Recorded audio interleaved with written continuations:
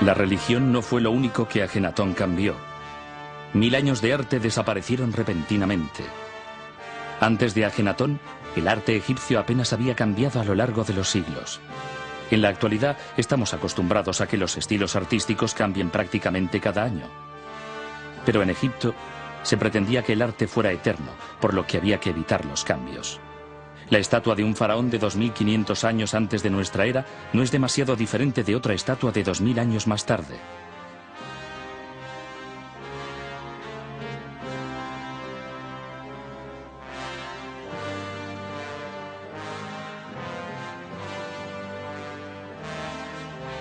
Sin embargo, Ajenatón decidió cambiarlo todo. No más cuerpos de músculos idealizados. Ajenatón aparece incluso con sus verrugas. Su máxima era vivir la realidad. Si el faraón era deforme, debía representarse así. Ni siquiera la bella Nefertiti pudo ignorar la nueva política del realismo artístico. El famoso busto de Nefertiti es un símbolo de la belleza en todo el mundo. Pero a medida que la reina maduraba, incluso ella fue representada con una postura encorvada y con un cuerpo envejecido.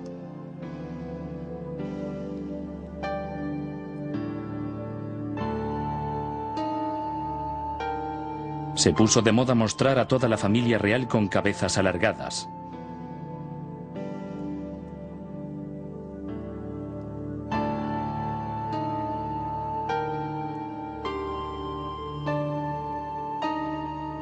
El nuevo arte no solo fue liberador para Ajenatón, sino que dio una nueva libertad a los artistas que trabajaban en Tel el Amarna. Los artistas tenían la posibilidad de expresarse como nunca lo habían hecho antes. Podían representar escenas íntimas de la familia real sin preocuparse por la tradición. Sus miembros aparecían besándose y tocándose o comiendo juntos. En el antiguo Egipto nunca se había expuesto a la contemplación del pueblo la vida privada del faraón. Pero Ajenatón también cambió eso. Era como si se invitara a los reporteros a fotografiar a la reina de Inglaterra cepillándose los dientes. De niño, en Tebas, Ajenatón nunca había aparecido junto a su familia. De hecho, no se le había representado en ningún monumento. Y ahora, en Tel el Amarna, podía superar el rechazo y decir: «Aceptadme tal como soy». Por primera vez en su vida, Ajenatón podía ser él mismo. La que probablemente fuera la avenida más ancha de la historia antigua fue diseñada para realizar procesiones de carros con Ajenatón dirigiendo el desfile. El niño rechazado había llegado muy lejos. A lo largo del camino, un puente comunicaba el palacio con la zona del templo. Allí, Ajenatón y Nefertiti se mostraban al pueblo desde el balcón conocido como la Ventana de las Apariciones y lanzaban ornamentos de oro y otros presentes a quienes querían honrar. La ciudad albergaba a más de 10.000 personas. Había funcionarios, sacerdotes, comerciantes, artesanos, barqueros y todos vivían con sus familiares.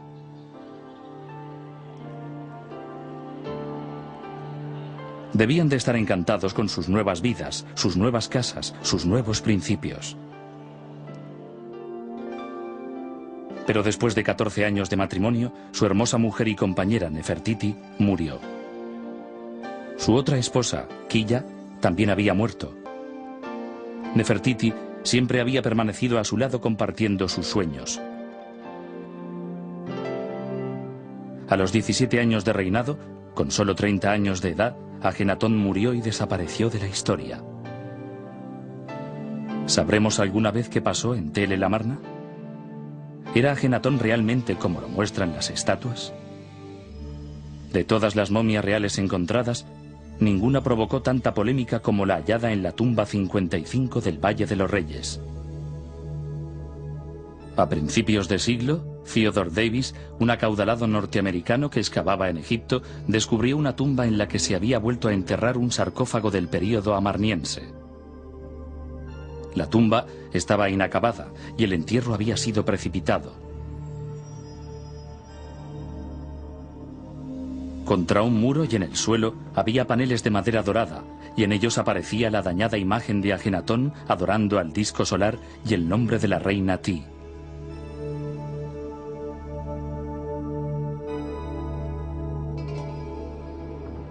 En un nicho había 4 hermosos jarrones de alabastro con los órganos internos de la momia.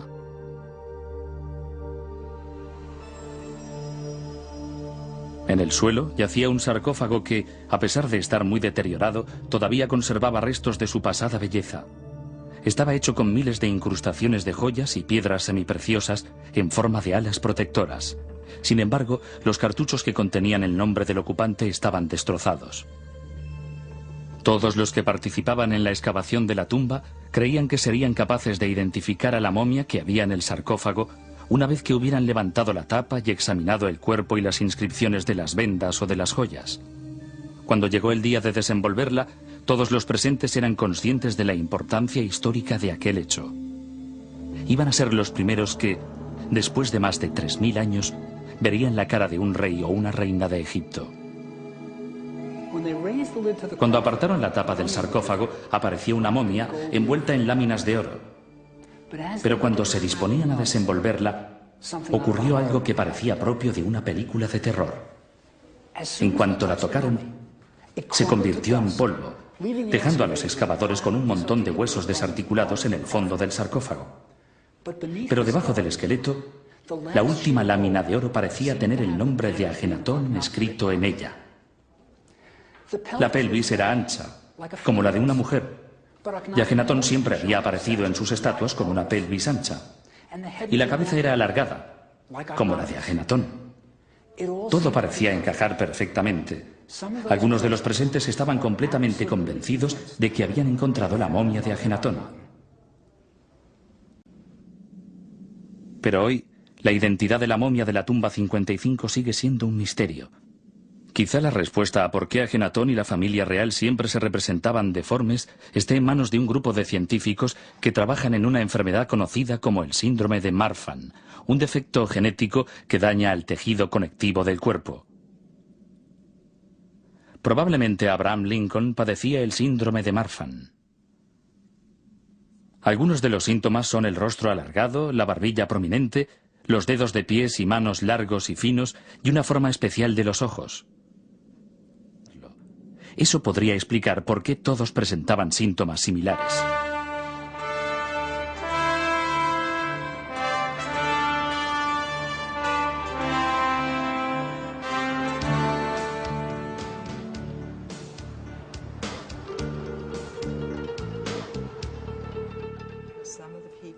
La doctora Jessica Davis es una de las más conocidas expertas del mundo en este síndrome. Este es nuestro paciente. Permítame preguntarle... Le reconozco. Ahora incluso yo sé quién es. ¿Hay algún rasgo que pudiera sugerirle el síndrome de Marfan si este hombre entrara en su consulta? Creo que los datos más indicativos son el rostro alargado. Esa cara tan larga, pero también se trata de un individuo guapo. Y estas son dos cosas que tendrían muy en cuenta a la hora de observar a alguien que presenta esencialmente unos rasgos regulares, además de un rostro alargado y estrecho. Pero el diagnóstico del síndrome de Marfan no dependería en realidad del aspecto facial. Sí. Así que creo que es importante decir que hay gente normal que tiene el síndrome de Marfan. Gente cuyos rasgos faciales son normales, solo parecen algo góticos y más clásicos. El arte típico del periodo nos muestra las manos alargadas. Y permítame mostrarle una auténtica exageración. Se trata de una mano completamente anormal. Me refiero a los dedos. Esta elegantísima extremidad ciertamente indicaría un desorden subyacente del tejido conectivo, igual que estos larguísimos dedos. Y aquí podemos ver que tenía esta parte ligeramente dislocada, parece flexible. Permítame mostrarle un pie. Ante todo, vemos que se trata de unas extremidades muy delgadas. Si la mano y el brazo eran indicativos, el tobillo también lo es. Y aquí tenemos un larguísimo y elegante pie con largos dedos. Pero aún quedan algunos misterios.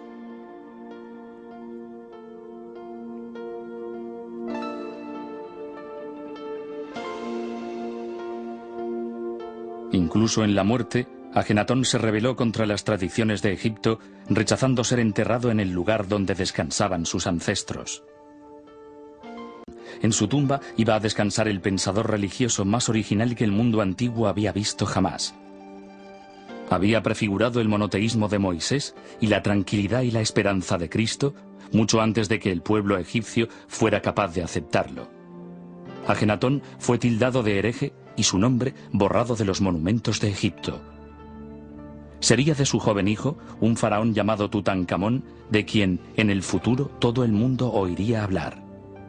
El atrevido experimento del desierto había terminado. La efímera capital pronto fue cubierta por la arena. El egiptólogo norteamericano James Breasted dijo de Ajenatón: «Con él murió un espíritu que el mundo no había visto nunca antes. Un alma valiente que se enfrentó impertérrita a la fuerza de la tradición inmemorial». Este hombre, en una época remota y con unas condiciones adversas, se convirtió en el primer idealista del mundo y también en el primer individualista. Es tremendo, pero es muy cierto. Hace 3000 años, el rebelde faraón Ajenatón escandalizó a los habitantes del Valle del Nilo, predicando que solo había un dios. Pero antes de que pasaran 100 años tras la muerte de Ajenatón, Moisés predicaría en las orillas del Nilo a los israelitas un dios y el monoteísmo. Hoy, millones de egipcios oyen a los almuédanos en las mezquitas afirmar que solo hay un dios y se llama Alá. La idea de un solo dios, que un tiempo fue la radical creencia de un hereje aislado, es ahora compartida por musulmanes, cristianos y judíos en todo el mundo. La visión de Ajenatón continúa.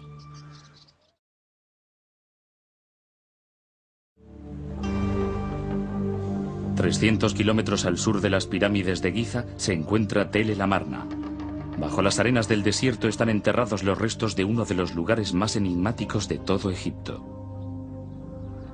Hace 3000 años tuvieron lugar aquí extraños acontecimientos. Nació una nueva religión. Un deforme faraón murió y los egiptólogos todavía intentan averiguar qué sucedió.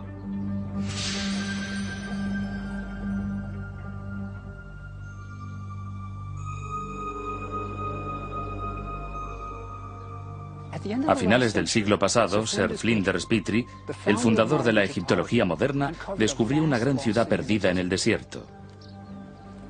La ciudad tenía todo lo que él esperaba. Había templos, palacios, amplias avenidas, pero faltaba alguna cosa.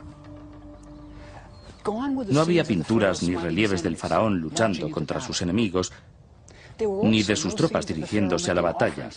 Tampoco había retratos del faraón haciendo ofrendas a los centenares de dioses egipcios. Y tampoco había dioses. A medida que Petrie avanzaba en sus excavaciones, aumentaba su sorpresa. El faraón estaba representado sin ningún atractivo.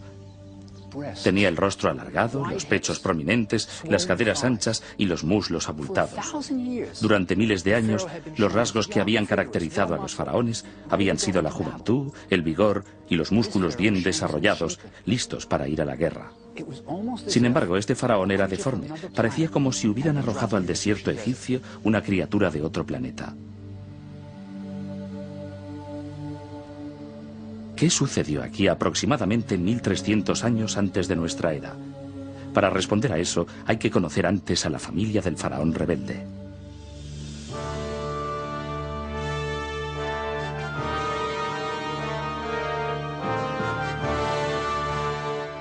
Egipto se hallaba en su época más gloriosa. El país nunca había sido más rico, más poderoso ni más seguro. A lo largo del Nilo, los egipcios construían grandes templos para adorar a sus numerosos dioses. Cuando los dioses se sentían complacidos, Egipto prosperaba.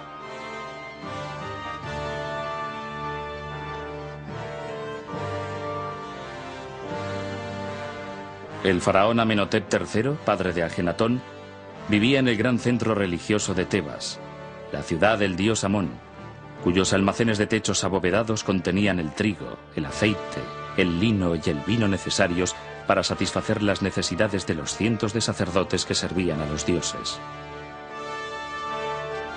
La religión era la principal industria de la ciudad, y justo en el centro de todo se encontraba Amenhotep III.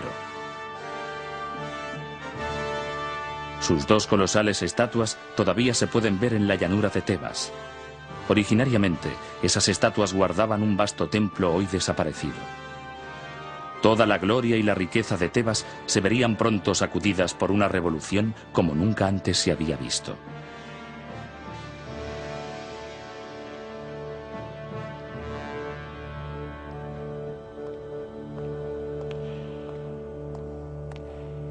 Durante los años de gloria de Egipto, Amenhotep III estuvo al frente del país, de modo que no es extraño que la mayor estatua del Museo Egipcio del Cairo nos muestre este faraón representado con su familia. Este es Amenhotep III, y aquí está su esposa, la reina Ti. Tuvieron 6 hijos, y lo importante es cómo educaron a los niños. Había 4 hermanas. Aquí tenemos a una. La estatua es una especie de retrato de familia. Las 4 hermanas recibieron títulos importantes. También había un hijo, Tutmosis, que fue nombrado sumo sacerdote de Menfis. Y por último estaba Amenhotep, que había recibido el nombre de su padre. Sin embargo, él no aparece en la estatua. No aparece en ningún retrato real ni consta en los documentos y las crónicas del reino. Se trata de un auténtico misterio. ¿Por qué la familia real ignoraba completamente a su hijo más joven?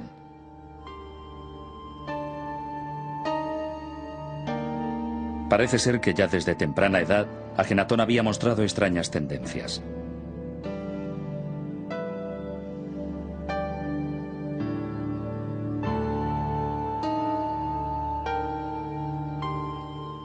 Mientras su hermano y sus hermanas recibían títulos y honores, nadie se acordaba del joven Amenhotep. Cuando el séquito real iba a los templos a hacer ofrendas al dios Amón, el joven Amenhotep se quedaba en palacio.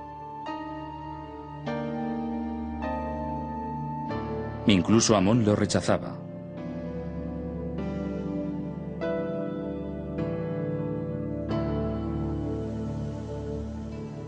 De esta manera, el príncipe fue excluido de las ceremonias religiosas en las que su hermano y sus hermanas se congraciaban con los dioses.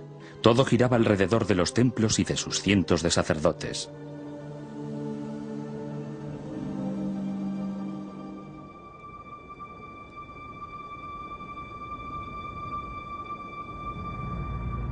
Ese era el mundo que rechazaba al muchacho, pero las cosas iban a cambiar. Empujado por su ambiciosa madre, el chico marginado se situó en la cúspide del poder. Pero, ¿qué clase de faraón iba a ser aquel peculiar muchacho de 18 años?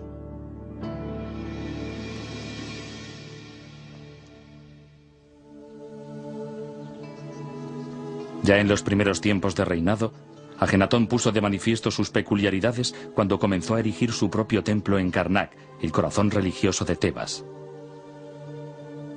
Karnak es un laberinto de templos que cubren más de 40 hectáreas. Construido a lo largo de 2000 años, cada faraón incorporaba al conjunto sus propios monumentos para ganarse el favor de los dioses. Cuando Ajenatón aportó su contribución, el pueblo de Egipto supo que algo fuera de lo normal estaba sucediendo. El recién nombrado faraón inició una construcción con un estilo artístico completamente nuevo y extraño. Ajenatón aparecía con los dedos de los pies alargados, las caderas anchas, los dedos de las manos extremadamente largos, los pechos desarrollados y el rostro alargado. Nunca se había visto nada igual en un templo egipcio. Pero las novedades no acababan aquí. Frente al templo se colocaron colosales estatuas del faraón que acentuaban aún más sus extraños rasgos. Y eso no era todo.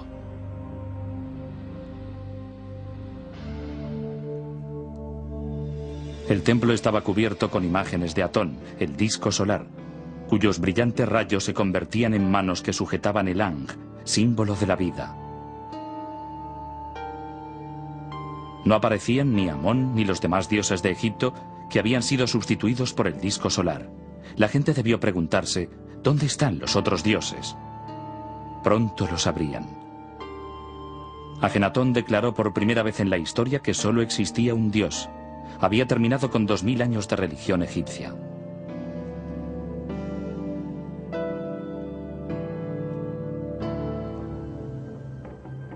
Había accedido al trono el niño rechazado, pero como faraón, Ajenatón ya no podía seguir siendo excluido de las festividades religiosas, que además eran muy numerosas. Durante la fiesta de Opet, las estatuas de los 3 dioses principales de Tebas, Amón, Mut y Honsu, eran llevadas desde Karnak hasta el templo de Luxor. Era una celebración que duraba varios días y que incluía bailes, canciones y banquetes. Y surge la pregunta, ¿por qué Ajenatón lo cambió todo? Él era el rey de Egipto, ¿por qué hundir el barco?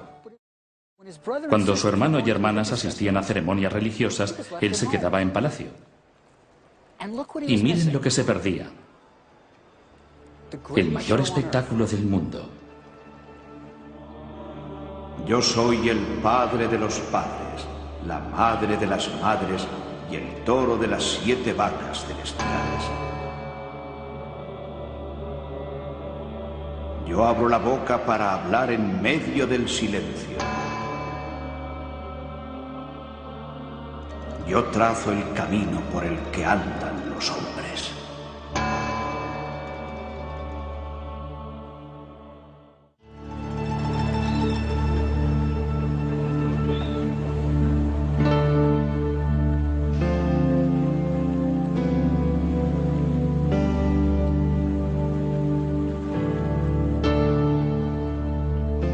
El lugar donde Ajenatón debía empezar su nueva vida le fue sugerido por el propio Atón en el 5º año de reinado. Cuando Ajenatón se hallaba en un desértico paraje, en medio de Egipto, a más de 300 kilómetros al norte de Tebas, el sol se levantó en el horizonte y pareció posarse entre 2 montañas cercanas.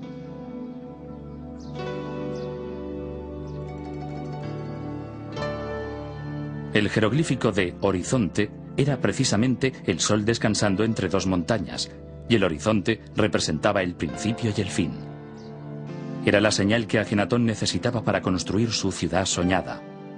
Atón se le había aparecido y le había indicado que construyera su ciudad en el inhóspito desierto.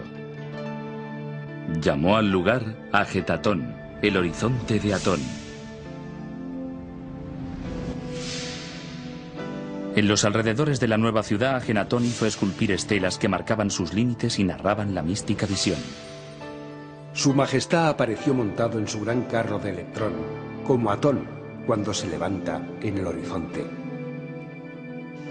Ha sido Atón, mi padre, quien me ha dicho que construya la ciudad. Ningún funcionario me aconsejó jamás que eligiera este desértico lugar.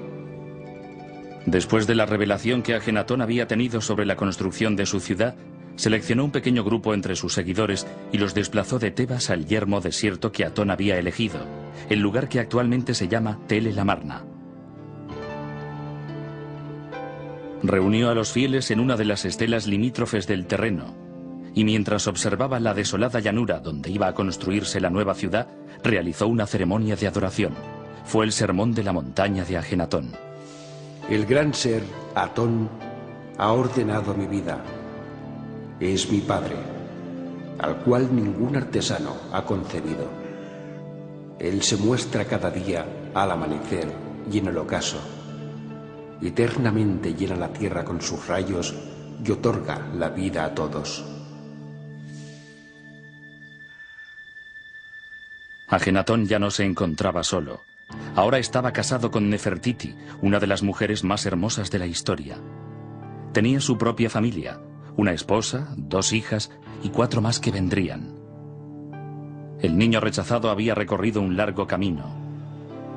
En la nueva ciudad la emoción debía ser incontenible. Eran los pioneros de una naciente religión, y el faraón era su líder. Hasta el cristianismo no volvería a producirse un sentimiento igual. Era un momento decisivo en la historia del mundo y Ajenatón fue el hombre clave. ¿Pero aceptaría el resto de Egipto la nueva religión del rey? Uno se pregunta qué pensaría que iba a sucederle en el más allá, si es que existía un más allá.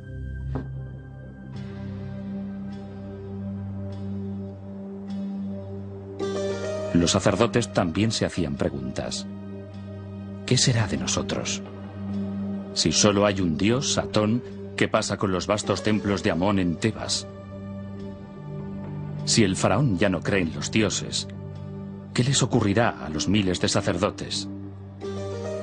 El poderoso clero de Tebas estaba furioso con Ajenatón.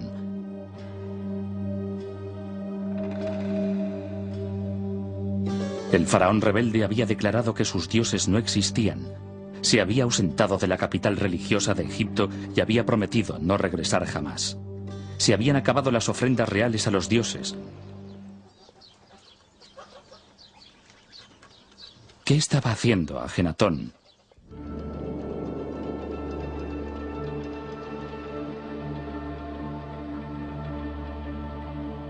Encontramos uno de los mayores logros intelectuales del mundo antiguo, un poema escrito por el propio Ajenatón. Tu nacimiento al amanecer es espléndido, oh Atón, creador de la vida. Cuando apareces por el este, llenas todas las tierras con tu belleza. Eres hermoso, grande, radiante.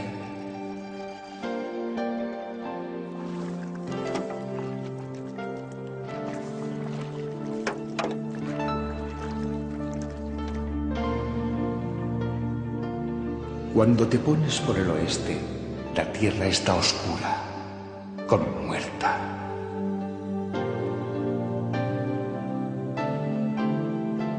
Todos los leones salen de su guarida, las serpientes muerden, la noche acecha, la tierra queda silenciosa, mientras su creador reposa en la oscuridad.